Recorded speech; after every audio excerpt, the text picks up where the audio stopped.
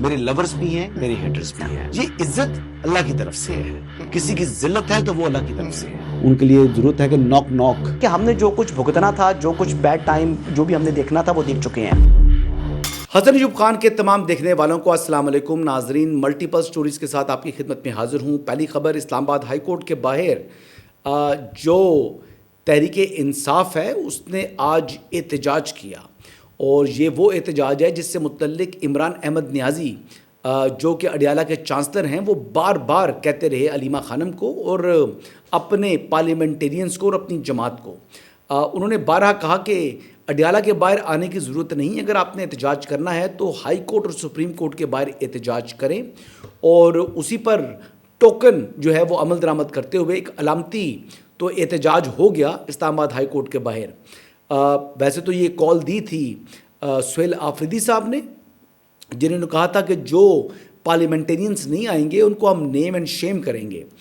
جو M P اور senator منگل کے دن اسلام آباد ہائی کورٹ کے باہر نہیں ہوگا، ہم اس کو نیم اینڈ شیم کریں گے انشاءاللہ تعالی. ہوا کچھ یوں کہ سہیل آفریدی صاحب خود ہی تشریف نہیں لے کر آئے. ان کے نہ آنے سے متعلق جو وزیر اطلاعات ہیں خیبر پختونخوا کے، ویسے تو میں ان کو بڑا پسند کرتا ہوں، بڑا اچھا جو ہے وزیر اطلاعات کا انتخاب کیا ہے. اور میں یہ ریکویسٹ کروں گا سہیل آفریدی صاحب سے کہ جب تک آپ کی حکومت ہے آپ انہیں وزیر اطلاعات رکھیں، اور اگر حکومت نہیں رہتی تو کم از کم پارٹی کا یعنی صوبائی ترجمان تو کم از کم انہی کو رکھیں، کیونکہ وہ ویل ڈیزرونگ ہے. وہ بڑے زبردست جو ہے نا وہ وزیر اطلاعات ہیں، اور اسی قسم کا وزیر اطلاعات جو ہے وہ مجھے بڑا پسند ہوگا. اگر تحریک انصاف کا ہو تو شفیع جان صاحب جو ہیں وہ ایک بہترین سپوکس پرسن ہیں پاکستان تحریک انصاف کے، چاہے وہ حکومت کے ہوں چاہے وہ جماعت کے. بہرحال جی، مین احتجاج جو ہے وہ عمران خان صاحب کی جو بہنیں ہیں علیمہ خانم، عظمیٰ خانم اور نورین خان، یہ تینوں کی تینوں جو ہے یہ آج اڈیالہ کے باہر جو ہے وہ پہنچ چکی ہیں. ویسے تو پہلے یہ انڈین چینلز پر پہنچی تھی، لیکن آج اڈیالہ کے باہر پہنچ گئی، اور اڈیالہ کے باہر انہوں نے جناب ایک رونق اور ایک میلہ لگا لیا ہے. اور یہی وہ چاہتی تھی کہ ہماری سیلف پروجیکشن ہو، ہم اپنی ایک اسٹرینتھ شو کر سکیں، ہم بتا سکیں جناب کہ پارٹی کارکنان جو ہیں وہ علیمہ خانم کے حق میں بیعت کر چکے ہیں. اب علیمہ خانم جو ہیں وہ یقینی طور کے اوپر بہت خوش ہوں گی. آج یقینی طور پر جو انتظام کیے ہیں سیکیورٹی کے حوالے سے، جیسے آپ کے علم میں ہے کہ میران شام میں بھی دہشت گردی کا ایک واقعہ ہو چکا ہے، اور ایک افسوسناک واقعہ پیش ہوا، اور اس افسوسناک واقعے کے باوجود دیکھیں 144 امپوزڈ ہے راولپنڈی کے اندر، یعنی پنجاب کے اندر بھی اور اسلام آباد کے اندر بھی. 144 امپوز کرنے کا بنیادی مقصد جو ہے وہ شہریوں کے تحفظ کو یقینی بنانا ہے، اور جو دہشت گردی کی لہر ہے اس لہر کے دوران عوام الناس کو محفوظ رکھنا ہے. اور عوام الناس کو محفوظ رکھنے کے ساتھ ساتھ یہ جو حزب اختلاف کے سیاسی کارکنان یا قائدین ہیں یا عمران خان صاحب کی ہمشیرائیں ہیں، ان کو بھی محفوظ رکھنا ہے. لیکن میں نہ مانوں والی جو رٹ ہے پاکستان تحریک انصاف کی وہ جاری ہے، اور پاکستان تحریک انصاف اپنی روایت کو برقرار رکھتے ہوئے، اپنی روایتی ہٹ درمی کو اپناتے ہوئے، وہ جو اپنے اعلانات ہیں اس کے اوپر منوعن عمل درآمد کر رہے ہیں. اب دیکھنا یہ ہے کہ خدا نہ خواستہ کہیں ابھی تو لائٹ بہتر ہے، کہ لائٹ بیڈ ہوئی تو اس کے بعد کہیں جو خفیہ ہاتھ ہے یعنی جو کہ دہشت گرد ہیں وہ کوئی ایسا یعنی عمل نہ کر گزریں جس سے خدا نہ خواستہ پچھتاوا ہو مجھے بھی، آپ کو بھی اور سیاسی جماعتوں کو بھی. تو لہٰذا یہ جو معاملہ ہے یہ بڑا نازک ہے، یہ نازک صورتحال ہے، لیکن یہ نہ سمجھنے والی جو روش ہے یہ انتہائی افسوسناک ہے پاکستان تحریک انصاف کی، اور میں کہوں گا کہ یہ روایتی ہٹ درمی ہے.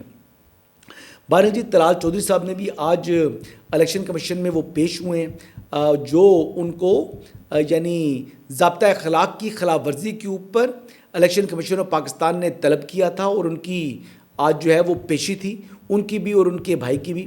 اور اس حوالے سے انہوں نے سر تسلیم خم کیا جی الیکشن کمیشن آف پاکستان کے سامنے، اور وہ پیش ہو گئے.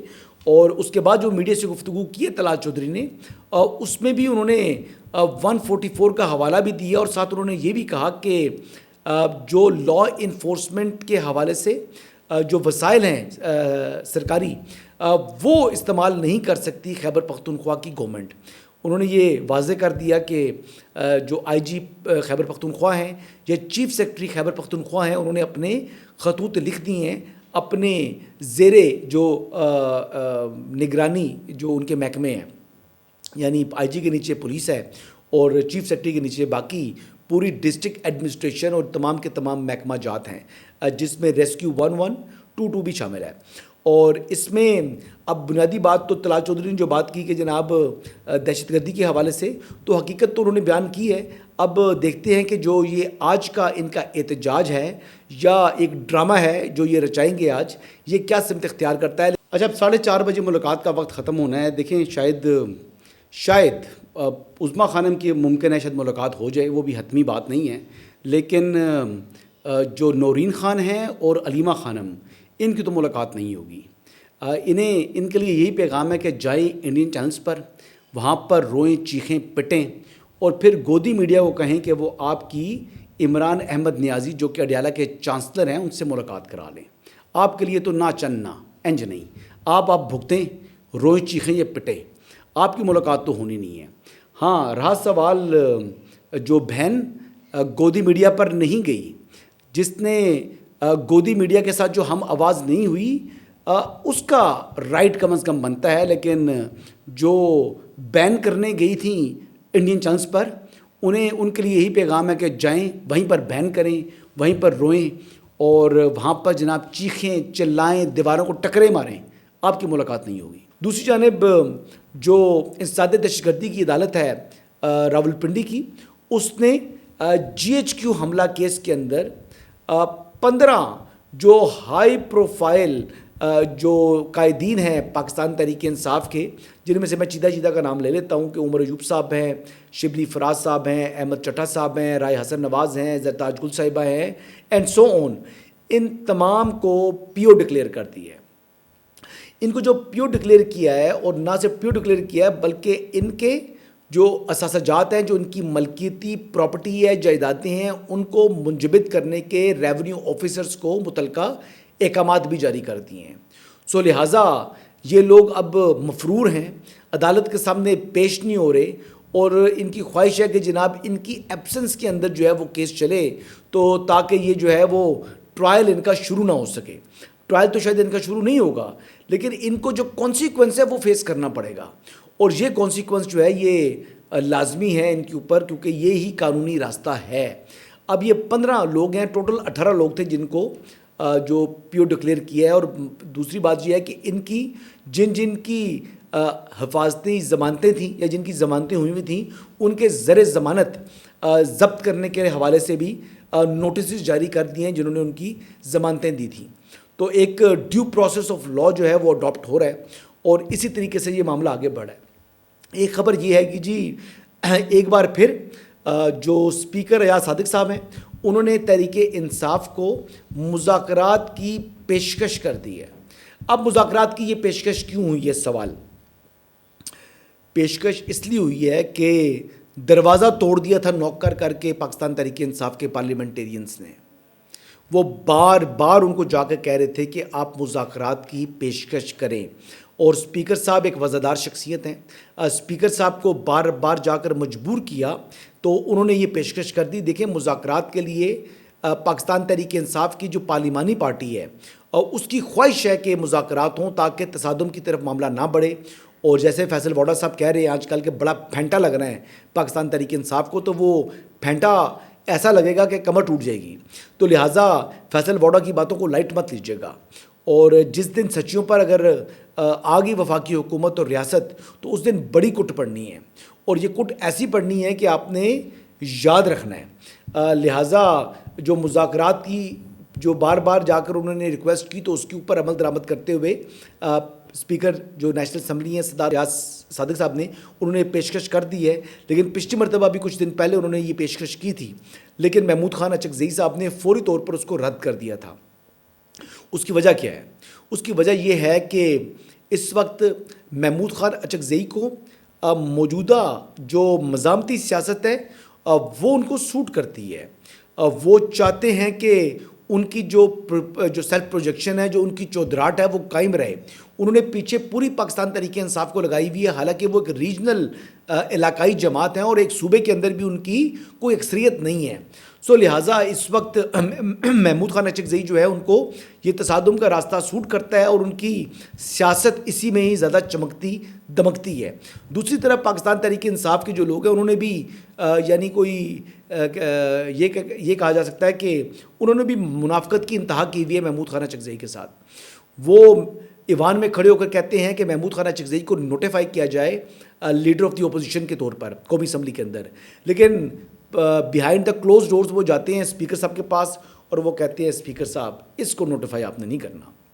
تو یہ ایک اچھا کھیل چل رہا ہے، یہ ایک اچھا ڈرامہ رچایا جا رہا ہے. وہ ان کے ساتھ سیاست کر رہے ہیں اور یہ ان کے ساتھ سیاست کر رہے ہیں، کیونکہ بانی تحریک انصاف نے پارٹی کے اوپر اپنا فیصلہ مسلط کیا ہے. بانی صاحب جو ہیں وہ نہیں چاہتے کہ ان کی جماعت کا کوئی بھی شخص پرومیننٹ ہو. جس طرح انہوں نے منع کیا ولیمہ خانم کو کہ ولیمہ خانم نے میڈیا سے گفتگو نہیں کرنی، لیکن وہ وائلیٹ کر رہی ہیں بار بار عمران خان صاحب کی ہدایات کو، پس پش ڈالا ہوا ہے.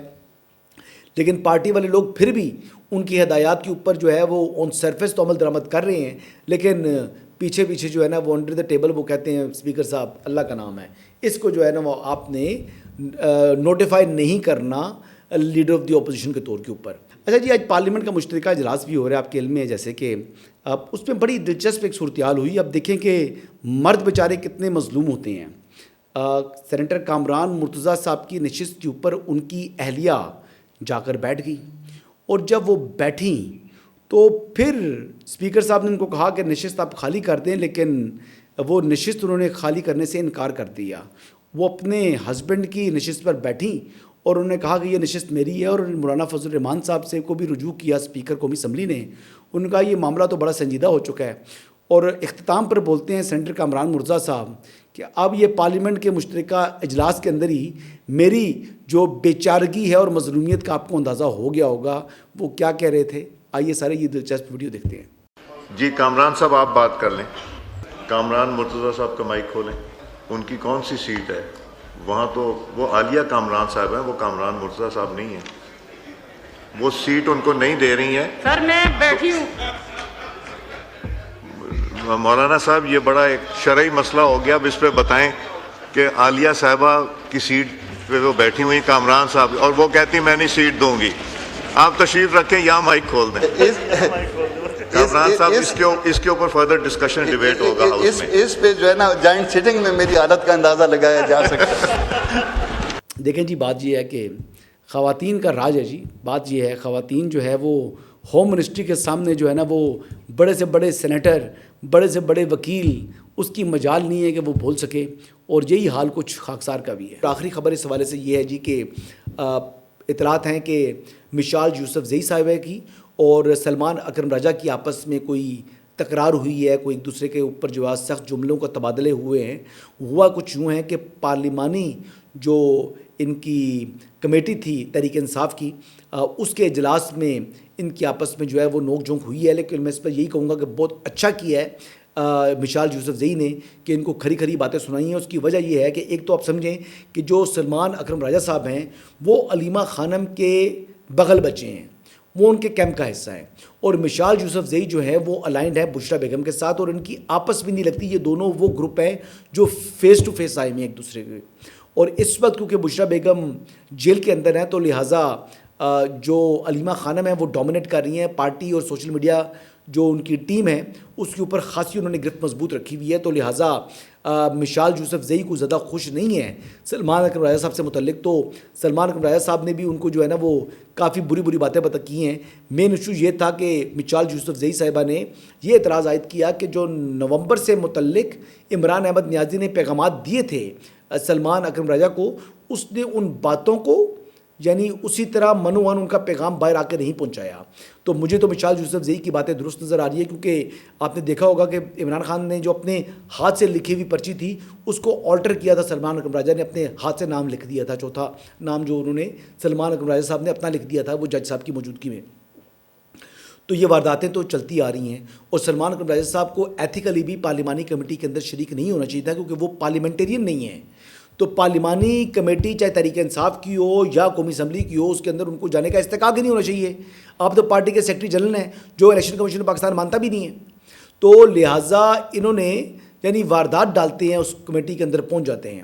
اور ویسے ایتھیکلی بھی غلط ہے جی، وہ پارلیمنٹیرینز کی یا پارلیمانی جماعت کی یا پارلیمانی پارٹی ہے وہ، اس میں آپ کا کیا تعلق؟ آپ تو کونسلر تک نہیں ہیں اس وقت. تو سلمان اکرم راجہ صاحب کی اور ان کی جو کشیدگی چل رہی ہے یہ مزید آگے بڑھے گی.